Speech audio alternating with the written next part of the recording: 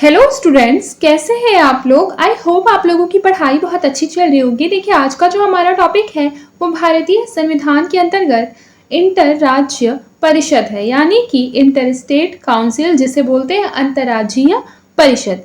देखिए, ये भारत का संघीय ढांचे में महत्वपूर्ण ऐसा संस्था है जिसे कि केंद्र और राज्यों के बीच एक बेहतर समन्वय और सहयोग सुनिश्चित करने के उद्देश्य से स्थापित किया गया था। अगर इसके संवैधानिक आधार की बात करें तो याद रखिएगा, संविधान के अनुच्छेद 263 में इसका प्रावधान किया गया है। यह परिषद एक सलाहकार बॉडी के रूप में है, यानी कि एडवाइजरी बॉडी है। कैसी बॉडी है? एडवाइजरी बॉडी है, जिसका मुख्य कार्य क्या है? केंद्र एवं राज्यों के बीच क्या करना? उत्पन्न विवादों को सुलझाना और उसका समाधान करना। इसकी स्थापना हुई थी 1990 में। कब हुई थी? 1990 में। और स्थापना किसने की थी? तो उस टाइम पे जो प्रधानमंत्री थे वीपी सिंह, उनकी सरकार ने की थी।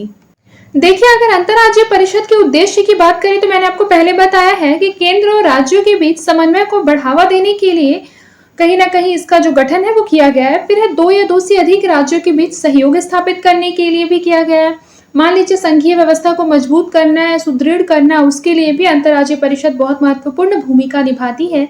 इसके अतिरिक्त नीतिगत मुद्दों पर विचार विमर्श करने के लिए भी अंतर्राज्यीय परिषद का जो योगदान है वो महत्वपूर्ण है। अगर पदाधिकारियों की बात करें तो याद रखिएगा, अंतर्राज्यीय परिषद के जो अध्यक्ष होते हैं वो भारत के प्रधानमंत्री होते हैं।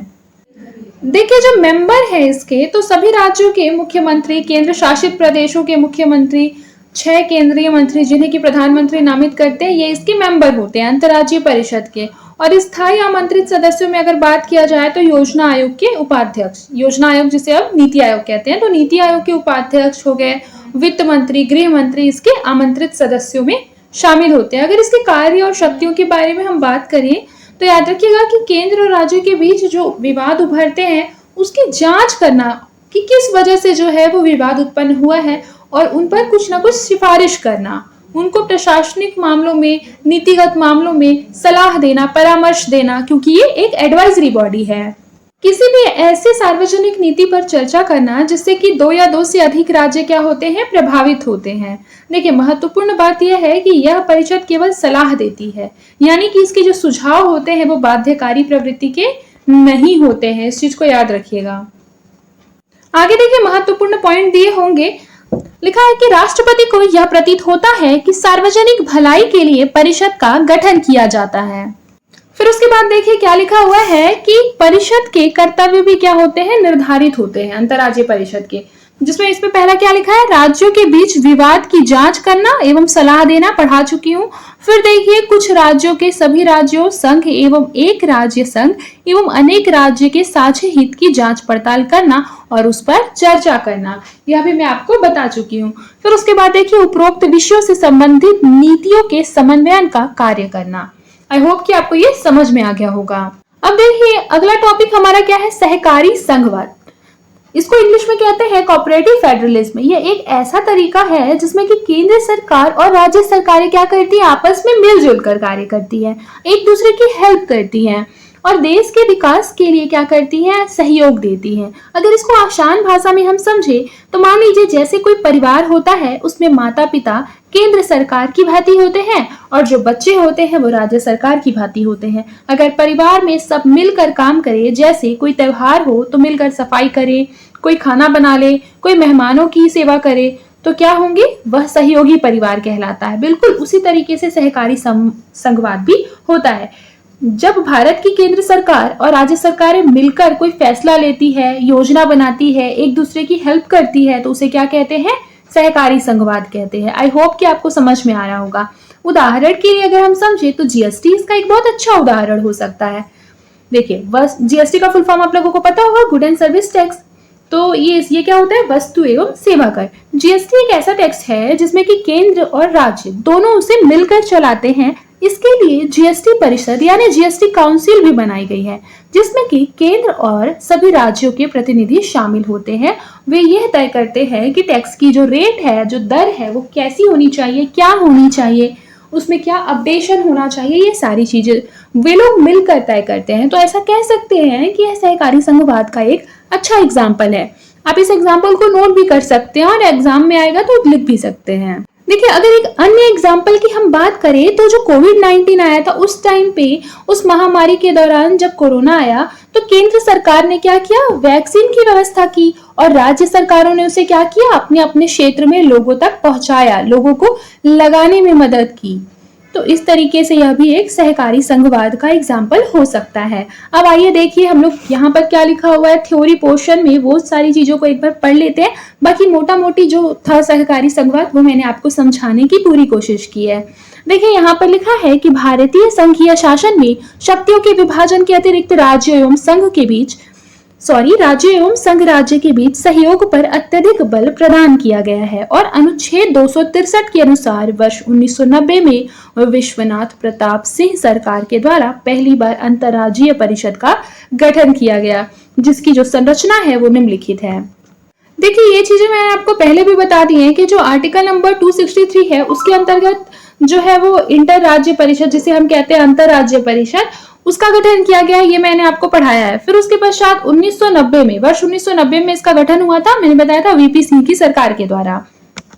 देखिए, इसकी संरचना भी मैं आपको मोटा मोटी समझा चुकी हूँ, लेकिन यहाँ पर जो लिखा है एक बार उसे देख लेते हैं। देखिए, याद रखिएगा कि अंतर्राज्यीय परिषद के जो प्रधान होते हैं वो प्रधानमंत्री होते हैं, इस बात को याद रखिएगा। इसके अध्यक्ष प्रधानमंत्री होते हैं। ये प्रधानमंत्री की अगुवाई में ही यह जो संस्था है वो कार्य करती है।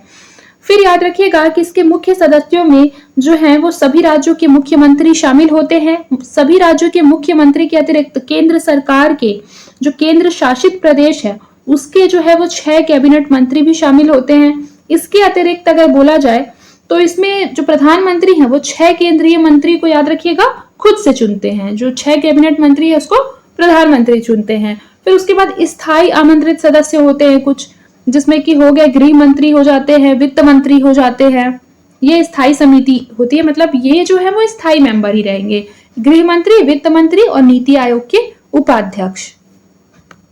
लेकिन मोस्ट इंपॉर्टेंट आपको ये याद रखना है कि प्रधानमंत्री, संघ सरकार के 6 कैबिनेट मंत्री और सभी राज्यों के मुख्यमंत्री ये मेन मेंबर होते हैं। स्थायी आमंत्रित मेंबर की बात करें तब जाके गृह मंत्री लिखेंगे आप, ठीक है, और वित्त मंत्री।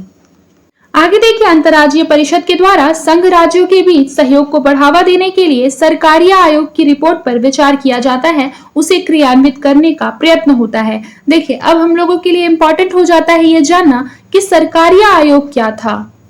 तो याद रखिएगा कि जो सरकारीय आयोग है उसका गठन किया गया था केंद्र और राज्यों के बीच के संबंधों को बेहतर करने के लिए, संबंधों को सुदृढ़ करने के लिए, उन संबंधों की समीक्षा करने के लिए। लेकिन याद रखिएगा कि जो सरकारीय आयोग थी उसका जो गठन है, उसका गठन का वर्ष भी याद रखना आपके लिए बहुत इंपॉर्टेंट हो जाता है, जो कि 1983 में हुआ था। गठित करने वाली भारत सरकार थी। और एक बात याद रखिएगा, इसके जो अध्यक्ष थे वो थे RS सरकारिया, जो कि पूर्व सुप्रीम कोर्ट के जज थे। तो सबसे इंपॉर्टेंट बात यह आती है कि सरकारीय आयोग का जो गठन है वो किया क्यों गया था, मतलब केंद्र और राज्य के जो संबंध है उसको सुधारने के लिए तो किया गया था, लेकिन केंद्र और राज्य के संबंध बिगड़ते क्यों हैं? तो देखिए, आप लोगों ने देखा होगा कि कई बार ऐसा होता है कि केंद्र और राज्य के बीच में कुछ ऐसा विवाद उत्पन्न हो जाता है। जैसे मान लीजिए कि राज्यपाल जो है उनकी भूमिका को लेकर कई बार विवाद होता है। कई बार सवाल खड़े होने लगते हैं कि जो राज्यपाल है वो केंद्र के पक्ष में काम करते हैं। तो इससे क्या होता है, राज्य और जो केंद्र है उसके संबंधों में खटास आने लगती है। देखिए, राज्य को ये भी लगने लगता है कई बार कि केंद्र सरकार बहुत ज्यादा उनके काम में दखल दे रही है। इस वजह से भी जो होता है उन दोनों के संबंध बिगड़ने लगते हैं। इसी वजह से जो सरकारीय आयोग है उसका गठन किया गया था। और सरकारीय आयोग की जो बेसिकली जो रिपोर्ट प्रस्तुत हुई थी उसमें ये बात साफ साफ स्पष्ट कर दी गई है कि राज्यपाल की जो भूमिका है वह कितनी होगी, किस प्रकार से होगी, इसको स्पष्ट किया जाए। ये बात बोला गया था सरकारीय आयोग की रिपोर्ट पे। अगर इसकी अन्य मतलब सिफारिशें जो है, मेन रिकमेंडेशंस की बात करें सरकारी आयोग की, तो उसमें से सबसे प्रमुख है कि उन्होंने बोला था कि राज्यपाल को राजनीतिक नियुक्तियां न दी जाए, बल्कि उसे एकदम निष्पक्ष व्यक्ति होना चाहिए।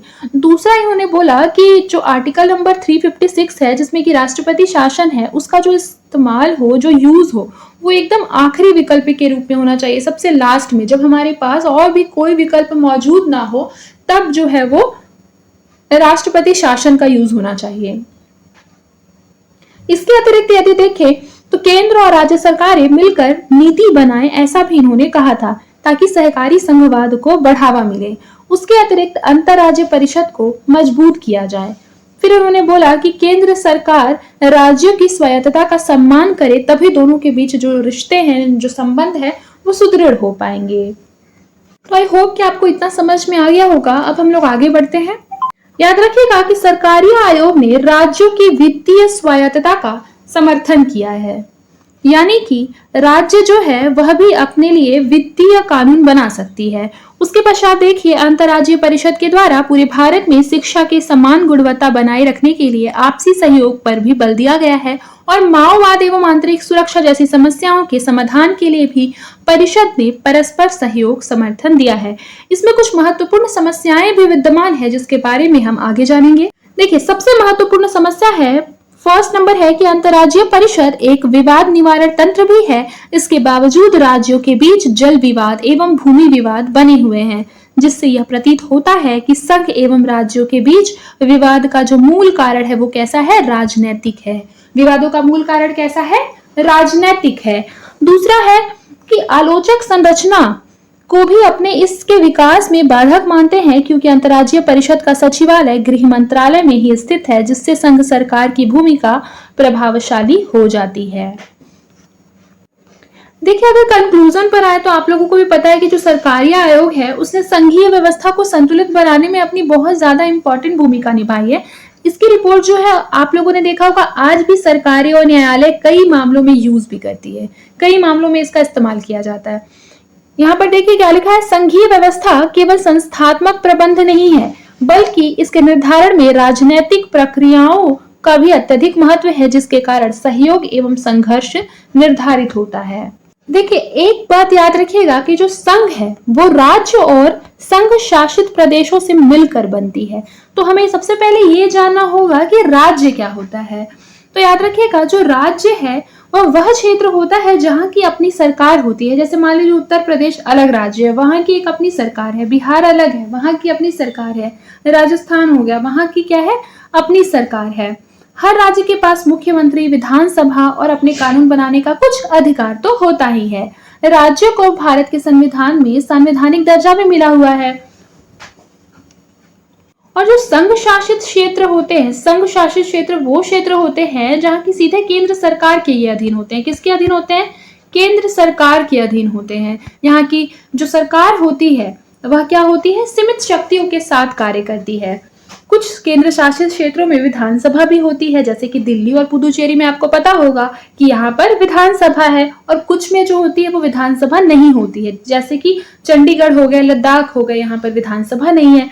केंद्र शासित क्षेत्रों का जो प्रशासन होता है, ये आपको भी पता है कि राष्ट्रपति के प्रतिनिधि के द्वारा होता है। राष्ट्रपति के प्रतिनिधि यानी कि मान लीजिए उपराज्यपाल हो गया या अन्य कोई प्रशासक हो गया। देखिए, आप राज्य को ऐसे समझ सकते हैं कि राज्य जो है, संघ मान लीजिए, संघ जो है वो माता पिता के रूप में कार्य करते हैं। ये बड़े बेटे को जो है, बड़ा बेटा इसका राज्य हो सकता है।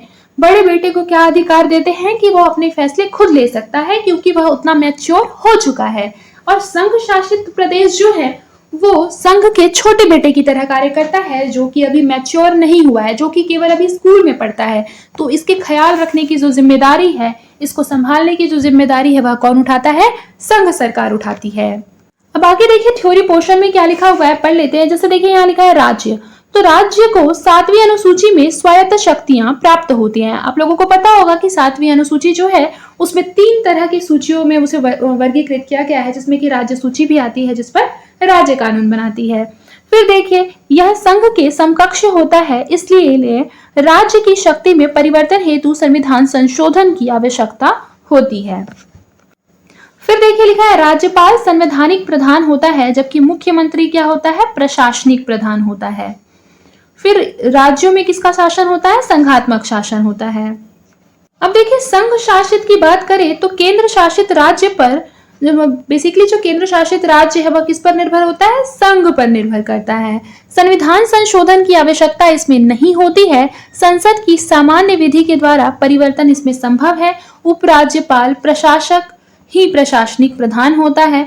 यह बेसिकली प्रवृत्ति में कैसा होता है, एकात्मक होता है। क्यों एकात्मक होता है, क्योंकि कहीं ना कहीं इसकी सारी जिम्मेदारी जो होती है वो सेंटर निभाती है।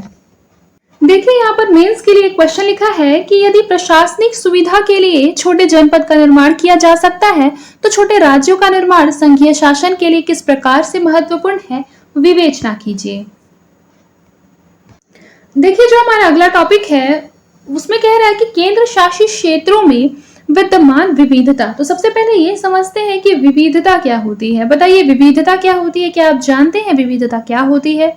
देखिए विविधता का अर्थ होता है भिन्नता या फिर अलग अलग प्रकार का, यानी कि हर केंद्र शासित क्षेत्र में अपनी अलग भाषा होती है, अपनी अलग संस्कृति होती है, अपने रहन सहन अलग होते हैं, वहाँ की जलवायु अलग होती है, वहाँ की प्रशासनिक व्यवस्था भी एक दूसरे से अलग होती है। आप लोगों को पता है कि 8 अभी केंद्र शासित प्रदेश हैं, ठीक है, जिसमें कि दिल्ली है, पुदुचेरी है, चंडीगढ़ है, फिर लक्षद्वीप आ जाएगा, लद्दाख, अंडमान निकोबार द्वीप समूह, दादरा एवं नगर हवेली, जिसमें कि दमन द्वीप भी अब ऐड हो गया है, ठीक है। तो इस तरीके से टोटल कितने हो गए? 8 हो गए। अगर प्रशासन में विविधता पर हम बात करें तो आप लोगों को पता होगा कि दिल्ली और पुदुचेरी जो है यहाँ पर अपनी विधानसभा और अपने मुख्यमंत्री हैं, जैसे कि राज्यों में होते हैं, जबकि जो लक्षद्वीप है, लद्दाख है, चंडीगढ़ आदि यहाँ पर कोई विधानसभा नहीं है, केवल केंद्र ही अपना जो है वो शासन चलाता है। अगर भाषा और संस्कृति में विविधता की बात करें तो आप लोगों को पता होगा कि दिल्ली में बेसिकली हिंदी बोली जाती है, अंग्रेजी बोली जाती है, लेकिन जो पुदुचेरी है वहां पर क्या बोला जाता है? तमिल बोला जाता है, तेलुगु बोला जाता है, मलयालम बोला जाता है। लद्दाख में कौन सी भाषा बोली जाती है? बौद्ध संस्कृति बोली जाती है, या फिर एक लद्दाखी भाषा होती है वो बोली जाती है। जो लक्षद्वीप है वहां पर मुस्लिम बहुल आबादी है, वहां पर मलयाली बोली जाती है। इस तरीके से देखिए कि हर जगह की जो भाषा है वो कैसी है? अलग अलग है। अगर भौगोलिक विविधता की बात करें तो अंडमान निकोबार और लक्षद्वीप में जो है वो द्वीप है, यानी कि ये किसमें बसे हैं? समुद्र तटों पर बसे हैं। और जो लद्दाख है वो पर्वतीय एवं ठंडा इलाका है, जबकि चंडीगढ़ जो है वो कहीं ना कहीं एकदम सिटी टाइप का है, मॉडर्न सिटी है। तो इस तरीके से अब मैंने आप लोगों को जो विविधता है केंद्र शासित क्षेत्रों में वो बता दिया है, समझा दिया है। अब यहाँ पर थ्योरी पोर्शन में जो लिखा है एक बार उसको भी पढ़ लेते हैं ताकि हमको क्या हो, अच्छी तरह से याद हो जाए। देखिए लिखा है कि भारत में सभी केंद्र शासित क्षेत्रों की शक्ति एवं हैसियत एक समान नहीं है। दिल्ली एकमात्र केंद्र शासित क्षेत्र है जिसका अपना क्या है? उच्च न्यायालय है। याद रखिएगा यहाँ उच्च न्यायालय की बात हो रही है और एकमात्र है, इसलिए आपको याद रखना बहुत ज्यादा इंपॉर्टेंट हो जाता है। अब आगे देखिए, दिल्ली एवं पुदुचेरी 2 केंद्र शासित क्षेत्र हैं जिनका प्रतिनिधित्व जो है वो राज्यसभा में सुनिश्चित किया गया है। फिर देखिए दिल्ली सभी केंद्र शासित क्षेत्रों में विशिष्ट है क्योंकि यह राष्ट्रीय राजधानी क्षेत्र है। याद रखिएगा दिल्ली क्यों इतना ज्यादा विशिष्ट है? क्योंकि यह राष्ट्रीय राजधानी क्षेत्र है। फिर देखिए दिल्ली एवं पुदुचेरी केवल 2 केंद्र शासित क्षेत्र है जिनकी अपनी क्या है? विधानसभाएं हैं, जहां पे अपने मुख्यमंत्री हैं। देखिए लिखा है केंद्र शासित क्षेत्रों में लोकतांत्रिक उत्तरदायी सरकार की स्थापना का पहल। तो मैंने आप लोगों को बताया था कि जो संघ है वो माता पिता की भांति कार्य करते हैं, जो राज्य है वो बड़े भाई की भांति, जो मैच्योर हो चुका है, जो आत्मनिर्भर है, उसकी बात है।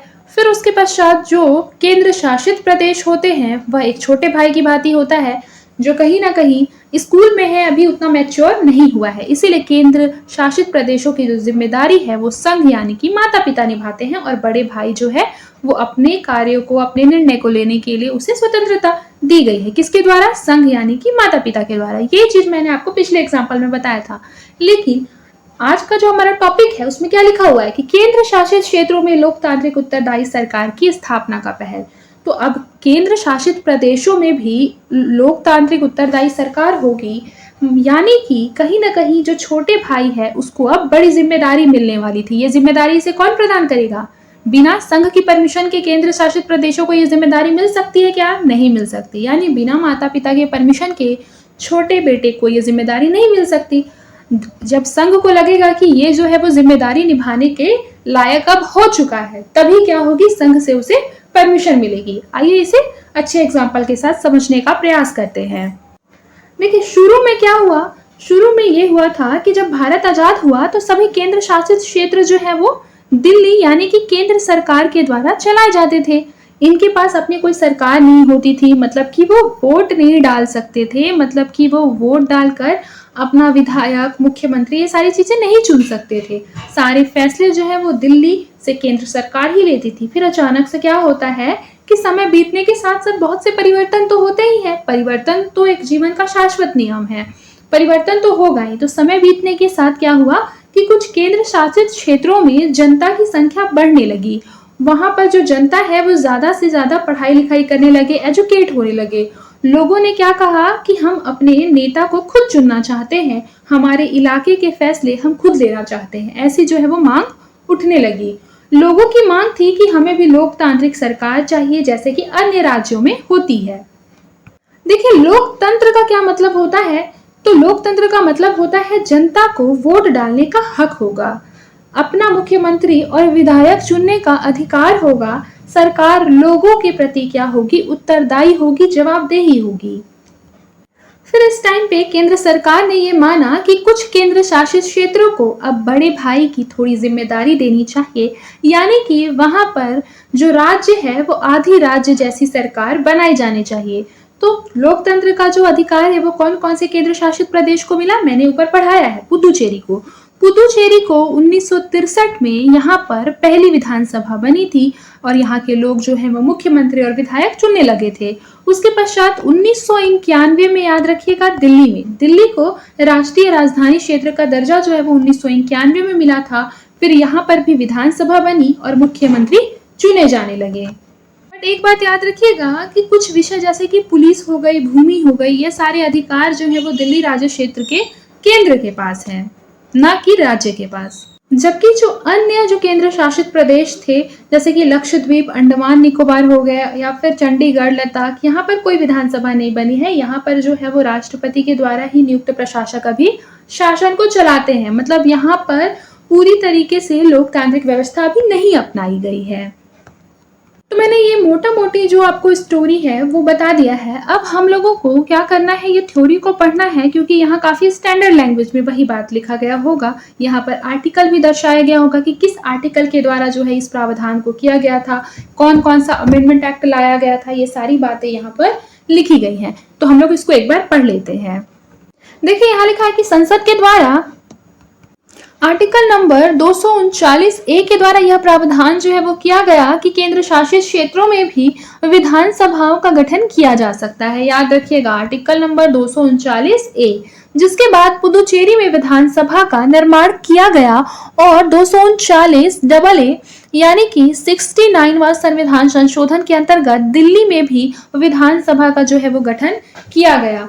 दिल्ली को विभिन्न शक्तियां प्रदान कर दी गई। ऐसा कब हुआ था? 1991 में। ये चीज मैं आपको बता चुकी हूँ। देखिए, यहाँ लिखा है दिल्ली को दी गई जो विशिष्ट शक्तियां थी। देखिए, दिल्ली को दी गई जो विशिष्ट शक्तियां थी वह कौन कौन सी थी? तो याद रखिएगा, पहला विधानसभा की शक्तियां, दूसरा मुख्यमंत्री, तीसरा जो हो गया राज्य सूची के विषयों पर विधि का निर्माण करेगी। ऐसी तीनों शक्तियां इसे प्रदान कर दी गई। कौन कौन सी शक्ति नहीं प्रदान की गई? तो लोक व्यवस्था, पुलिस और भूमि, ये सारे अधिकार जो है वर्तमान में भी केंद्र सरकार के पास है। देखिए, आगे क्या लिखा हुआ है कि संसदीय विधि के द्वारा दिल्ली को प्रदान की गई शक्तियां कौन कौन सी है। तो काफी इजी है, बस इसको पॉइंट टू पॉइंट पढ़ लेते हैं। देखिए, लिखा है पॉइंट नंबर 1 कि संसदीय विधि के द्वारा दिल्ली को अर्थ राज्य की शक्तियां दी गई और दिल्ली विधानसभा एवं दिल्ली सरकार का दिल्ली जल बोर्ड पर नियंत्रण होगा, ऐसी बातें कही गई। फिर देखिए, डीटीसी, दिल्ली परिवहन निगम, शिक्षा और स्वास्थ्य जैसे विषयों पर दिल्ली सरकार को ही अधिकार दिया गया था। देखिए, यहाँ पर कुछ महत्वपूर्ण बात पर गौर कीजिए कि जो एम्स है उस पर सेंटर का अधिकार है, ठीक है। ह्यूमन रिसोर्सेज पे दिल्ली गवर्नमेंट का जो है वो अधिकार है। डीयू पर सेंटर का अधिकार है। फिर आईपीयू पर दिल्ली का अधिकार है। आईपीयू यानी कि इंद्रप्रस्थ यूनिवर्सिटी, ठीक है। फिर उसके पश्चात आप देखिए, यहाँ पर लिखा है कि जल बोर्ड में भी दिल्ली का ही अधिकार है। स्कूल्स पर भी दिल्ली का अधिकार होगा।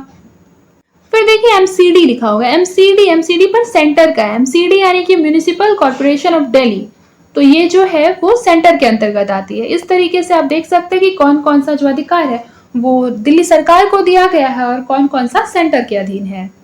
आगे देखिए संघ एवं दिल्ली के बीच का विवाद।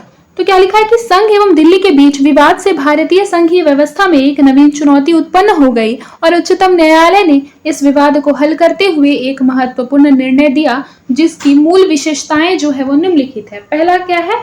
उपराज्यपाल प्रशासनिक प्रधान, यानी कि उच्चतम न्यायालय ने यह माना कि दिल्ली एक केंद्र शासित क्षेत्र है, यह राज्य नहीं है।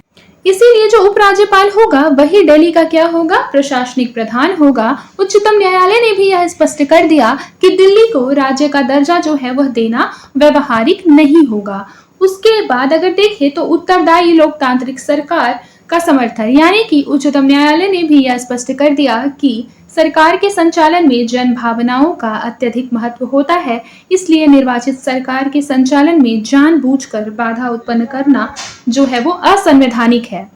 यानी कि केंद्र सरकार को उत्तरदायी लोकतांत्रिक सरकार का समर्थन करना चाहिए। उसके अतिरिक्त देखते हैं प्रशासनिक स्वायत्तता। देखिए प्रशासनिक स्वायत्तता में लिखा है कि उच्चतम न्यायालय ने निर्वाचित मुख्यमंत्री को प्राथमिकता देते हुए कहा, मुख्यमंत्री का प्रत्येक निर्णय जो है वो उपराज्यपाल को भेजना आवश्यक नहीं है। याद रखिएगा कि उच्चतम न्यायालय ने निर्वाचित मुख्यमंत्री को प्राथमिकता देते हुए क्या कहा कि मुख्यमंत्री का प्रत्येक निर्णय जो है वो उपराज्यपाल को भेजना आवश्यक नहीं है, और यदि उपराज्यपाल और मुख्यमंत्री के बीच विवाद उत्पन्न हो जाए तो इसे राष्ट्रपति को भेजना होगा। किसे भेजना होगा? राष्ट्रपति को भेजना होगा। लेकिन मान लीजिए कि अगर इसे क्वेश्चन बनाया जाए और एग्जामिनर जो है वो ये लिख देता है कि जब उपराज्यपाल और मुख्यमंत्री के बीच में विवाद उत्पन्न होगा तो इसे जो है वो प्रधानमंत्री के पास भेजना होगा, या फिर मान लीजिए ये लिख देता है कि इसे उच्चतम न्यायालय में संप्रेषित करना होगा, तो ये दोनों ही स्टेटमेंट रॉन्ग हो जाएंगे, क्योंकि हम लोग जानते हैं राष्ट्रपति को भेजना जो है वो आवश्यक होगा। तो इस तरीके से आपको बारीकी के साथ जो है वो पढ़ाई करनी है। आगे देखिए प्रशासनिक अधिकारियों की नियुक्ति। प्रशासनिक अधिकारियों की नियुक्ति के लिए दिल्ली सरकार के द्वारा स्वायत्तता की मांग की जा रही है और एक निर्वाचित सरकार को अपने प्रशासनिक अधिकारियों की नियुक्ति का अधिकार होना चाहिए, परंतु यह जो मामला है ये अभी भी न्यायालय के विचाराधीन है। निष्कर्ष पर देखें तो संघ सरकार एवं दिल्ली के बीच का जो विवाद है वो मूलतः कैसा है? राजनैतिक है, न कि संवैधानिक। आगे देखिए लिखा है न्यायिक और संघीय शासन में विवादों का समाधान राजनीतिक रूप में भी किया जा सकता है। अब देखिए अगला है हमारा कि संघीय शासन एवं राष्ट्रपति शासन को समझना है। तो आप लोगों को पता होगा राष्ट्रपति शासन का जो उल्लेख है वो आर्टिकल नंबर 356 में किया गया है, और संघीय शासन बेसिकली उसका जो कहीं ना कहीं दायित्व है उसकी बातें जो है वो आर्टिकल नंबर 355 में कहा गया है। तो 355 और 356 को अगर हम तुलनात्मक अध्ययन कर ले तो हम ये समझ जाएंगे कि संघीय शासन और राष्ट्रपति शासन के बीच में क्या संबंध है, उनके बीच क्या अंतर है। देखिए यहाँ पर लिखा है आर्टिकल नंबर 355, तो यहाँ लिखा है कि संघ सरकार का यह दायित्व है कि वह राज्यों की बाह्य आक्रमण एवं आंतरिक गड़बड़ी से रक्षा करे। अनुच्छेद 356 में है कि यदि राज्य सरकार का संचालन संवैधानिक प्रावधानों के अनुसार न हो तो राष्ट्रपति संवैधानिक तंत्र की विफलता की घोषणा कर सकता है और राष्ट्रपति शासन को लागू कर सकता है। थर्ड पॉइंट है कि राष्ट्रपति स्वयं जो है वह ऐसा कर सकता है अथवा राज्यपाल के रिपोर्ट के आधार पर भी ऐसा कर सकता है, यानी कि राष्ट्रपति जो है वो राष्ट्रपति शासन जो है स्वयं से भी लगा सकता है, या फिर राज्यपाल जो है वो इसे ये बोले कि जो राज्य है वहां पर क्या हो गया है, संवैधानिक तंत्र विफल हो गया है, अब वहां जो है वो कानूनी रूप से शासन का संचालन नहीं किया जा सकता, संवैधानिक रूप से शासन का संचालन नहीं किया जा सकता, तो राज्यपाल के कहने पर जो है वो राष्ट्रपति अपने जो विवेकानुसार ऐसा कर सकता है। आगे देखिए यहाँ लिखा है राज्य स्वायत्त, उसके पश्चात लिखा है कि राज्य के प्रशासन पर नियंत्रण जो है, यहाँ पर जब भी राष्ट्रपति शासन लगेगा तो किसका हो जाएगा? राष्ट्रपति का हो जाएगा। विधानसभा को इस टाइम पे निलंबित किया जा सकता है, विधानसभा को भंग भी किया जा सकता है, याद रखिएगा इस चीज को। यहाँ पर क्या हो जाता है? शक्तियों का जो विभाजन है वो समाप्त हो जाता है। शक्तियों का विभाजन का सिद्धांत क्या करता है?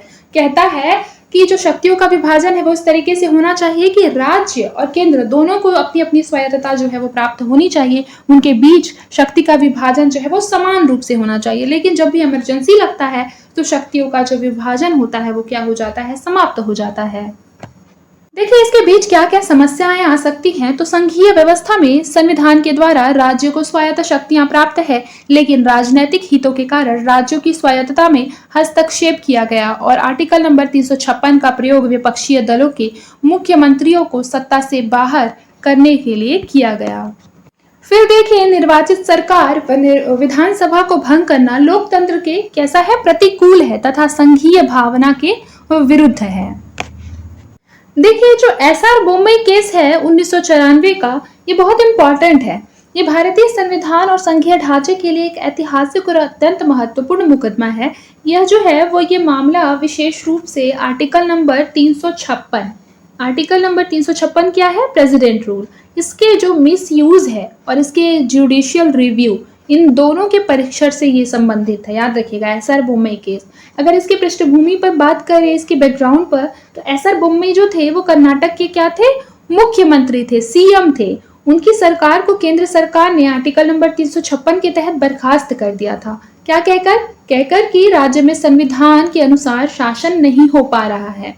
तो बोम्मई ने इस फैसले को सुप्रीम कोर्ट में चुनौती दे दी थी। तो मुख्य सवाल जो है ये खड़ा हुआ कि क्या आर्टिकल नंबर 356 के तहत किसी राज्य सरकार को हटाना पूरी तरीके से राष्ट्रपति का विशेषाधिकार है? बताइए क्या है ऐसा? फिर अगला क्वेश्चन ये उठता है कि मान लीजिए क्या इस फैसले की न्यायिक समीक्षा हो सकती है या नहीं हो सकती? अगर अनुच्छेद 356 का दुरुपयोग होता है तो अदालत की क्या क्या अधिकार हो सकते हैं? अदालत कुछ कर सकती है या नहीं कर सकती है? उस टाइम पे ये जो 3 सवाल है वो महत्वपूर्ण सवाल के रूप में खड़े हुए। फिर सुप्रीम कोर्ट का ऐतिहासिक फैसला आया कि जो न्यायिक समीक्षा है वो संभव है, यानी कि कोर्ट ने कहा कि राष्ट्रपति के द्वारा अनुच्छेद नंबर 356 के तहत लिया गया जो फैसला है वो न्यायिक समीक्षा के दायरे में आता है।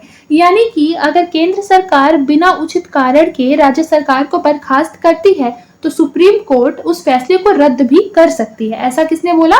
न्यायालय ने बोला।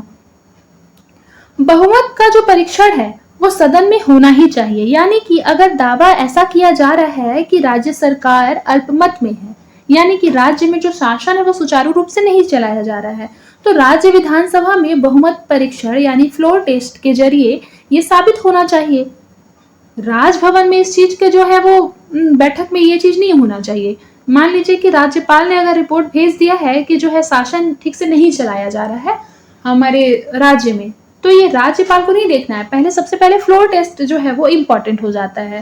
संघीय ढांचे की रक्षा से भी संबंधित हो सकता है। जैसे मान लीजिए कि आर्टिकल नंबर 356 है, उसका जो यूज है वो बहुत ही संवेदनशील और अंतिम उपाय के रूप में ही किया जाना चाहिए। ऐसा किसने बोला था? न्यायालय ने बोला था। क्यों? क्योंकि यह संघीय ढांचे की रक्षा करती है। और इसका ऐसा नहीं है कि राष्ट्रपति शासन का जो है वो कहीं ना कहीं लॉ मिला हुआ है, आपको जो है अधिकार मिला हुआ है तो आप बार बार जो है वो राष्ट्रपति शासन लगाते हैं। ये आपके पास अंतिम विकल्प के रूप में मौजूद है, आप बार बार इसका प्रयोग नहीं कर सकते राजनीतिक हितों के लिए। ऐसा बोला था सुप्रीम कोर्ट ने। सुप्रीम कोर्ट ने साफ साफ बोल दिया कि इसके दुरुपयोग पर जो है वो दुरुपयोग पर क्या करना है? रोक लगाना है। क्योंकि मान लीजिए कि अगर जो है इसके दुरुपयोग पर रोक नहीं लगाया जाएगा तो संवैधानिक तंत्र क्या होगा? ढीला ढाला हो जाएगा, लुंज पुंज हो जाएगा। तो इस तरीके से आप देख सकते हैं कि एसआर बोम्मई केस का कितना ज्यादा इंपॉर्टेंस है। यह जो है आर्टिकल नंबर 356 के दुरुपयोग को रोकता है। अब बाकी यहाँ क्या लिखा है वो चीज हम लोग थ्योरी पोर्शन वाला एक बार पढ़ लेते हैं। देखिए सबसे पहला पॉइंट लिखा है कि उच्चतम न्यायालय ने यह स्पष्ट कर दिया है कि अनुच्छेद 356 का न्यायिक पुनरावलोकन अब हो सकता है, जो कि पहले नहीं हो सकता था। फिर देखिए उच्चतम न्यायालय ने संवैधानिक तंत्र की विफलता को परिभाषित करते हुए कहा कि 6 महीने की अवधि के भीतर विधानसभा की बैठक न होना, अल्पमत सरकार का सत्ता में बने रहना या अविश्वास प्रस्ताव में पराजित होने के बाद भी सत्ता में बने रहना संवैधानिक तंत्र की विफलता का परिणाम है। फिर उसके बाद देखिए न्यायालय ने कहा कि संवैधानिक तंत्र की विफलता प्रशासनिक तंत्र की विफलता नहीं है, इसीलिए भ्रष्टाचार अथवा हिंसात्मक घटनाएं कैसी हो सकती है? प्रशासनिक तंत्र के विफलता के एग्जाम्पल हो सकते हैं। आगे देखिए लिखा है उच्चतम न्यायालय ने कठोर शब्दों में निर्णय देते हुए कहा कि यदि अनुच्छेद 356 का दुरुपयोग होगा तो भंग विधानसभाओं को भी पुनर्जीवित किया जा सकता है। आगे देखिए, उच्चतम न्यायालय ने कहा कि मंत्रिपरिषद के द्वारा राष्ट्रपति को दी गई सलाह की जो जांच है वो न्यायपालिका नहीं करेगी, परंतु सलाह के वस्तुनिष्ठ आधारों की जांच अवश्य करेगी। आगे देखिए, उच्चतम न्यायालय ने पंथनिरपेक्षता को संविधान का आधारभूत ढांचा माना, जिसके उल्लंघन के आधार पर अनुच्छेद 356 का जो प्रयोग है वो संवैधानिक है।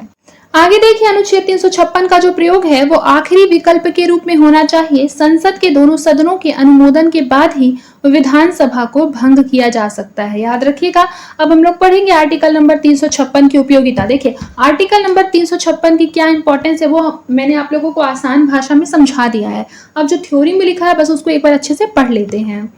सबसे पहला पॉइंट है कि आर्टिकल नंबर 356 के राजनीतिक दुरुपयोग के कारण इस पर विवाद उत्पन्न हुआ, परंतु इसकी अत्यधिक व्यवहारिक उपयोगिता है, जैसा कि वर्तमान जम्मू कश्मीर राज्य में देखा जा सकता है, जहां किसी भी दल को स्पष्ट बहुमत जो है वो प्राप्त नहीं हुआ है। सरकार निर्माण के अभाव के कारण अनुच्छेद 356 का प्रयोग किया गया है।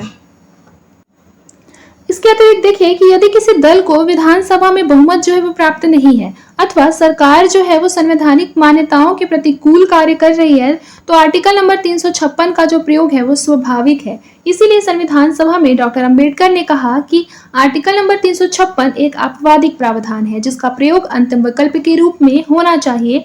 बम्बई वाद में उच्चतम न्यायालय ने यह स्पष्ट कर दिया कि विधानसभा में किसी भी दल का बहुमत विधानसभा के पटल पर निर्धारित होना चाहिए। यह राष्ट्रपति और राज्यपाल के विवेक का विषय नहीं है। ये चीज मैंने आपको बताया है। आगे देखिए, इंपॉर्टेंट पॉइंट है कि राज्यों की स्वायत्तता का समर्थन। तो पहला पॉइंट क्या है कि केंद्र एवं राज्य संबंधों की जांच के लिए गठित सरकारी आयोग ने अनुच्छेद 356 के दुरुपयोग को रोकने की जो सिफारिश की थी, उसी के आधार को उच्चतम न्यायालय ने बम्बई वाद में स्वीकार कर लिया। आगे देखिए, लिखा है एमएन पंछी आयोग, यानी कि आप लोगों को पता होगा एक पुंछी आयोग है, ठीक है।